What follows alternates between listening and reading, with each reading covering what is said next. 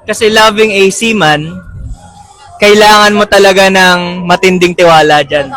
Tama. Kasi sometimes sa barko, mawawalan ka talaga ng signal.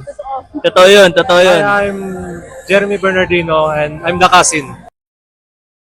Marina. Sino may gawa sa inyo? Paano kami sabi ang babaero sa barko kami, dapat yung mga land-based na trabaho ang sabihan yung babaero. Ang galing niya. Ang galing niya Yan mag-justify. lang naman na pabaero ang mga Marines kasi kadalasan hindi naman sa kadalasan, kumbaga karamihan sa course namin is all boys. Hello guys, this is Promise, the host of Simply Promise and You. You're welcome to my YouTube channel. Please make sure you like, share, and subscribe. If you have any opinions, ensure to drop them in the comment section. It promises to be informative, educative, and entertaining. Welcome guys! Hello guys, welcome back to our channel. So for today's video, we're going to show you some of our marine friends here at Lyceum Northwestern University. And in fact, one of them is my dearest cousin. So let's introduce each of these students. Name. My name is Cadet Lubguban from Tarlac. Hi, I am Cadet Lorena Jan Gabriel from Mangatarem, Pangasinan. Hi, I'm Jeremy Bernardino and I'm the cousin. Marina. Yes. I am Ramil Ganaban. Hi, I'm Casio Tristan Ronpi. Okay. So let me ask you guys, what year are you in right now? What We're level? third year. Third year, all of you. Yes. Last year, di ba? Okay. Then graduation nyo na din. Yes. Sabay tayo. Yes, Okay. Mauna kayo. Oo. So, di ba, ang sinasabi lagi ng mga tao, usually if narinig, anong course mo? Marine. Tapos sasabihin ng mostly sa mga babae kasi babae ako. Mostly sa amin, umaayaw kami. Kasi, ay, babaero yun agad. Tama. Ay, mali. Joke lang. So gusto kong malaman yung perspective niyo since marine kayo, marine student. Totoo ba na babaero ang mga marine student? Ikaw muna. For me kasi, nasasabihan lang naman na pabaero ang mga Marines kasi kadalasan hindi naman sa kadalasan, kumbaga karamihan sa course namin is all boys. So, Okay. nagiging na siya ng mga tao na, lahat yan mga babaero, ganyan. Ginagawa nilang privilege na yun eh. Tama. Ginagawa nila. May sabihin na. Nasasabihan rin ng mga babae or yung mga seaman, lalo na kapag nasa port, di ba? Sinasabi nila, pag nasa port, yung babae. Oo. Pero hindi naman totoo yun. Tama! Kasi, bumababa sila para mag-explore. Ano lang, kasi yan lang. Yung iba, hindi parang gumagastos para sa labas eh. Di ba, Tol? Tama.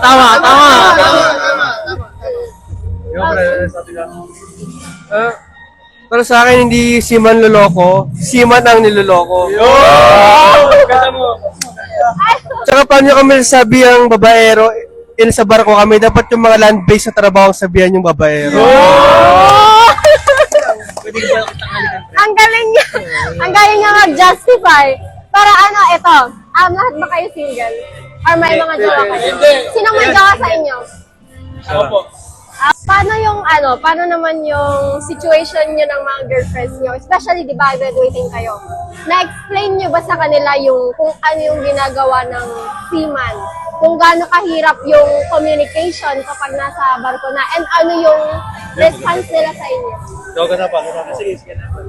Sa akin naman, so, bago pa lang ako mag-seaman, kami na ng girlfriend ko. So, na-explain ko sa kanya kung ano yung papasukin ko trabaho. Tapos, yun, parang malugod niya namang tinanggap. Matured niya ang tinanggap na ganito yung papasukin kong trabaho. Tapos, sabi niya, okay lang naman, parang ganon. Tiwala pa rin talaga. Wow. Kasi loving a seaman, kailangan mo talaga ng matinding tiwala dyan. Tama. Kasi, sometimes sa barko, mawawalan ka talaga ng signal. Totoo yun. Ngayon, meron times na hindi mo talaga makokontakt yung seaman mo kung meron man. Kaya sabi ko sa kanya, kung kaya mo akong panindigan, kayang-kaya mo rin dapat akong pagkatiwalaan. Yun yung sinabi ko sa kanya. Para sa akin naman, yung girlfriend ko naman is matapang siyang babae, independent.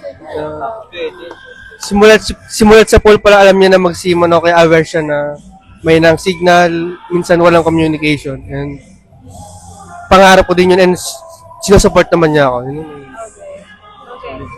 How about, tanong ko sa inyo, kasi mostly sa mga kakilala kong nag-aaral ng marine, most of them, kagaya sa nursing, most of us, hindi natin first choice yung course natin. May nagpapaaral lang talaga sa atin. So, kayo ba, first choice nyo ba ang marine? And if hindi, ano ba talaga yung gusto nyo before? Ako talaga. Accountancy. Ito, alam ko eh. Accountancy talaga. Kaso, may nakita akong kwan sa YouTube na parang napanood akong pera-pera si Discarting Marino.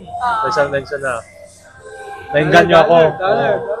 Sa mga dolyar, pera talaga. Kaya nainganyo akong kwan. Pag marine talaga. Pero accountancy talaga yung gusto ko talaga. Okay. Sa akin naman, first choice ko talaga, gusto ko maging teacher. Parang ang sarap sa pakiramdam na parang nagtuturo ka. Tapos nag-enjoy ako na napapaligiran ako ng mga bata, parang ganun. Parang masaya ako. Kaya naman ako nag-maritime. Kasi parang sabihin natin yung sweldo ng teacher, hindi siya sapat, di ba?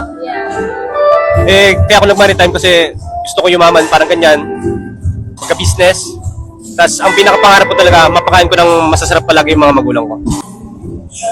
Para sa akin, first choice ko talaga ang pagiging seaman. Kundi dahil pinili ko ang seaman, hindi dahil pangarap ko to, kundi pagiging practical lang. Dahil seaman ng mga tito ko, ginawa ko lang advantage para maging stable sa future. Yun lang ginawa ko. Ako, actually second choice ko na talaga ang maritime. Wala lang talaga akong tiwala sa sarili kung kaya ko yung college. Ngayon, sabi nila madali lang ang maritime. Turns out, hindi pala talaga. Ngayon, nung nalaman kong mahirap pala ang maritime, sabi ko, sayang yung first choice ko. Ang first choice ko is nursing talaga. Nasa nursing talaga ako ngayon. Ngayon, ayun lang, sayang lang. Okay. So, guys, narinig nyo naman sila. Comment down below kung nag-agree kayo or nag-disagree kayo sa opinions nila. And of course, please subscribe if you haven't subscribed yet. Like this video and share it to your family and friends. And thank you guys. We are praying for your graduation. Thank you.